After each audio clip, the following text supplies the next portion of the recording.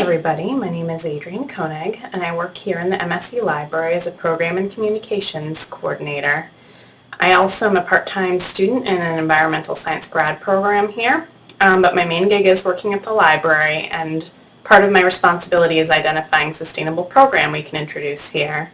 Now, to give you an idea of what we're working with, we've got an old building that opened in 1964. And to give you a sense of just how old that is, this guy here on the left, he's Milton Eisenhower himself. But we're doing a pretty good job. We've hacked it, and we've introduced a lot of programs aimed at reducing energy usage, water usage, paper usage, and the waste we are producing, we're managing more efficiently. So I'm going to give you a tour of the building, levels Q through D, and talk to you about where we've introduced this programming, and also give you a preview of what the Brody Learning Commons holds for us this fall. But first, before we begin, let's talk a little bit about what sustainability means. It's a term that gets tossed around a lot, and it basically recognizes that resources are limited, and so in order to have them for future generations, we need to manage them more responsibly.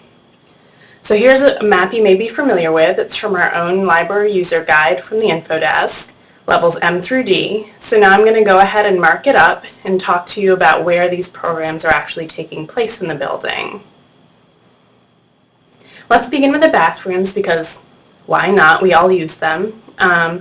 We've got the low flow toilets and urinals on every level. We've also recently replaced paper towels with hand dryers. And within the last year, we got motion sensor lighting in all of the rooms. Copying and printing, as you know, there's a cost that is a disincentive for printing, so we hope you'll use e-alternatives whenever possible. When you do print, double-sided is the default, and you're only charged per page. We also have motion sensor lighting in the C-level copy room. In the group study rooms throughout the building, we also introduced motion sensor lighting, which, as you may have noticed, has made the D-level challenge more challenging.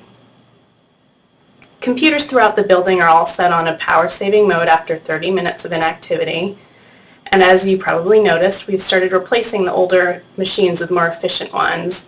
So out of the 100 public PCs we have, about half of them are being replaced now. Stacks is sort of a library term for bookshelves, and as you imagine, we have a lot of them. Since they're not used very often, we do have motion sensor lighting in all of them, so that the lights are only on when necessary. Now, we've got a number of programs aimed at reducing our footprint library-wide. We've got recycling, including non-standard items like batteries and pens, and we also have an energy reduction program in the summertime. And the Q level is not on the map, but this is our staff lounge, and we've got initiatives there too. We've got motion sensor lighting, we've got composting and recycling, and in the middle here we have this tap water delivery system. Cafe Q has been a wonderful partner in our sustainability programming. They have composting and recycling, 100% organic fair trade coffee, and they've also introduced this wonderful personal mug program to reduce the cost to you and the environment. The BLC is another big one that's not on the map. Scheduled to open this fall, this is a library annex that will be doing much of the same programming that we already have in the building. Like, for example, we'll have the low-flow toilets and urinals, we'll have recycling and composting wherever appropriate, and we'll introduce the motion sensor lighting throughout all levels.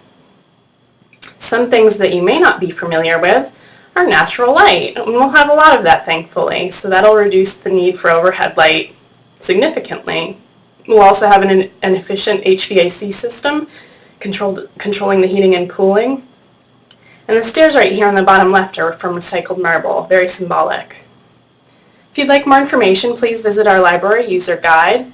Our sustainability page is updated quite often, so you can see what the latest is. And we'd also recommend visiting the main sustainability page for the university. There's lots of ways to get involved. Earth Day is coming up, after all. And if you visit that sustainability website, you can find out whether you're a student, faculty, or staff, how to get involved all year long. I'd just like to conclude by saying that Hopkins is all about being smart, and so is sustainability.